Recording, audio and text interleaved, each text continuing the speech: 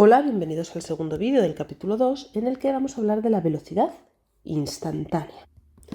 Porque claro, el concepto de velocidad media es muy interesante y muy importante, pero en ocasiones no nos interesa saber lo que ha pasado por término medio en un recorrido, sino lo que está pasando en un momento concreto, es decir, qué velocidad tiene en este instante un objeto.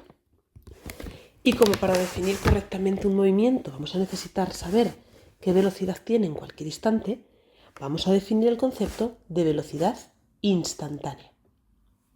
Así que como un instante es un periodo de tiempo sumamente pequeño, lo que vamos a decir es que la velocidad, y en este caso nuestro movimiento rectilíneo, que se mueve a lo largo del eje X, va a ser el límite cuando la variación de tiempo tiende a cero, es decir, cuando ese cambio de tiempo es muy pequeñito, del desplazamiento partido del tiempo.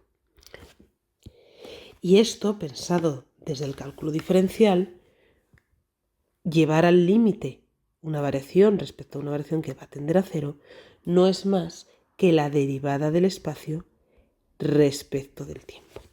Y esta es una fórmula importante que debemos conocer. Veamos entonces un ejercicio en el que nos piden que utilicemos este concepto. El 2.1 nos dice que un guepardo acecha 20 metros al este del escondite de un observador.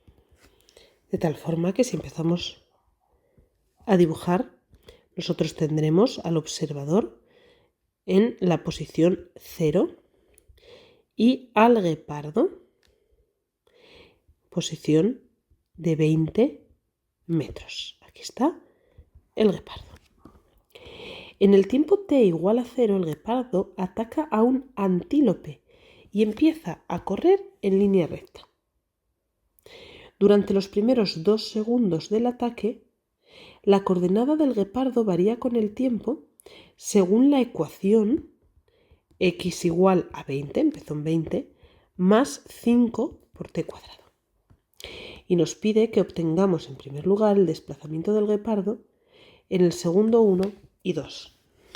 Bueno, pues la posición cuando ha pasado un segundo es 20 más 5 por 1 al cuadrado, 25. Se encuentra a 25 metros. Mientras que para un tiempo de 2 segundos será 20 más 5 por 2 al cuadrado, 5 por 4, 20, más 20, 40 metros. Ya sabemos dónde se encuentra en los dos instantes. Nos pide entonces que calculemos, ¿vale? Nos pide el desplazamiento, entonces no lo habíamos acabado, esto eran las posiciones. El desplazamiento era entonces, según su fórmula, x2 menos x1, es decir, 40 menos 25. Se ha desplazado 15 metros. Nos dice a continuación que calculemos la velocidad media. Nosotros sabemos que la velocidad media se calcula como la variación de x, es decir, el desplazamiento partido de la variación de tiempo. Y se ha desplazado 15 metros en un tiempo de 2 menos 1 segundos. Así que son 15 metros por segundo. El apartado C, en cambio, nos pide que calculemos la velocidad instantánea en un segundo, tomando una variación de 0,1 segundos y luego una de 0,01 y luego una de 0,001. Bueno, pues si nosotros queremos calcular la velocidad media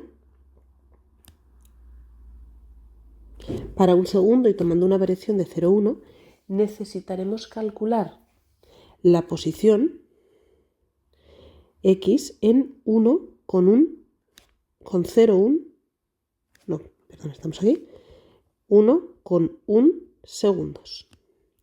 Es decir, 20 más 5 por 1 con 1 al cuadrado nos da 26,05. Así que 26,05 menos 25 partido de 1,1 menos 1, tenemos una velocidad de 10,5 metros por segundo. Si en lugar de hacerlo para esa variación, cogemos y lo hacemos para 0,01,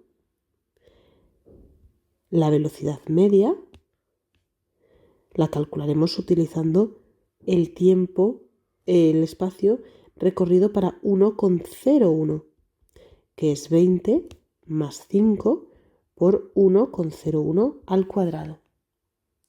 Esto nos da una posición de 25,1. Así que 25,1 menos 25 partido de 1,01 menos 1 son 10 metros por segundo. Y sería exactamente igual para el tercero. Y nos pide, en el último caso, que obtengamos una expresión de la velocidad instantánea en función del tiempo. Entonces, para sacar una expresión, nosotros sabemos que la velocidad en función del tiempo es la derivada de la posición respecto de ella, del tiempo. Si nosotros miramos la expresión, que es esta, es derivar 20 más 5t. 20 deriva como un 0, pero 5 por t cuadrado, el 2 baja 10t. Nuestra velocidad instantánea es 10t metros por segundo. De tal forma que la velocidad en un segundo es 10 metros por segundo, mientras que la velocidad en 2 segundos es 20 metros por segundo.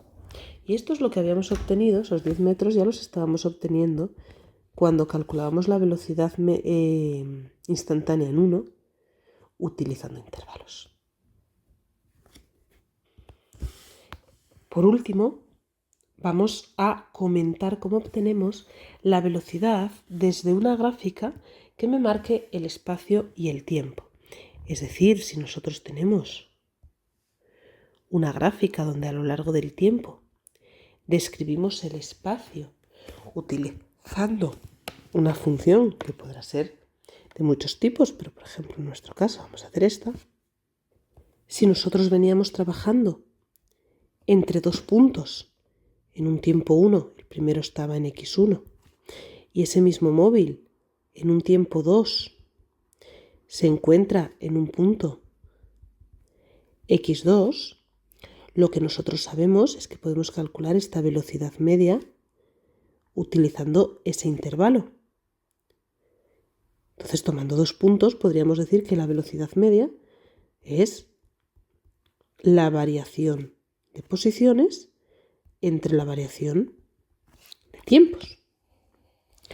Ahora bien, si este intervalo en t cada vez se va haciendo más pequeño, va a llegar un momento en el que x2 esté tan sumamente junto que estaremos definiendo la tangente. Esta tangente tiene una pendiente. Y la pendiente de esta tangente será la velocidad media. Es decir, la derivada de la función que tenemos. La velocidad media no. Cuando lo hemos hecho tan sumamente pequeños, esto pasará a ser la velocidad instantánea. Así que la velocidad media la podemos hacer cogiendo los intervalos entre dos instantes, y si nosotros estudiamos la pendiente de la tangente, tendremos la velocidad instantánea. Veamos entonces el ejercicio 2.2, que nos dice que, dada la figura de la gráfica, ordenemos los valores de la velocidad instantánea Vx de la partícula en los puntos P, Q, R y S, del más positivo al más negativo. en cuáles es positiva, en cuáles es negativa, en cuáles es cero. Entonces, nosotros empezamos pensando o hablando de la velocidad Vx. Y la velocidad instantánea hemos dicho que se corresponde con la pendiente de la tangente en cada punto. Entonces, la recta tangente aquí, tenemos claro que la velocidad instantánea en P es positiva. En Q es cero. Al igual que en S. La tangente no tiene pendiente en S.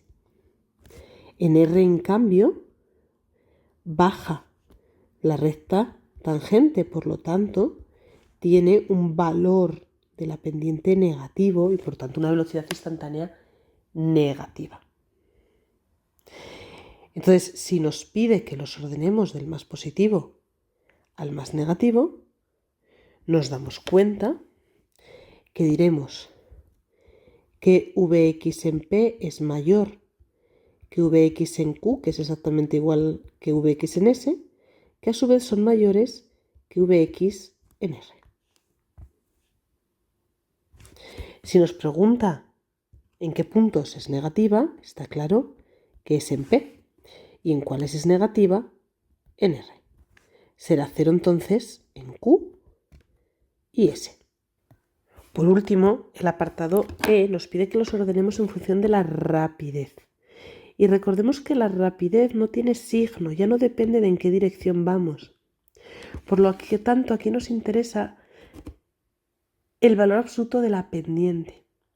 Y vemos que R está más empinada, el valor absoluto de R está más empinada y por tanto es más rápida que en P,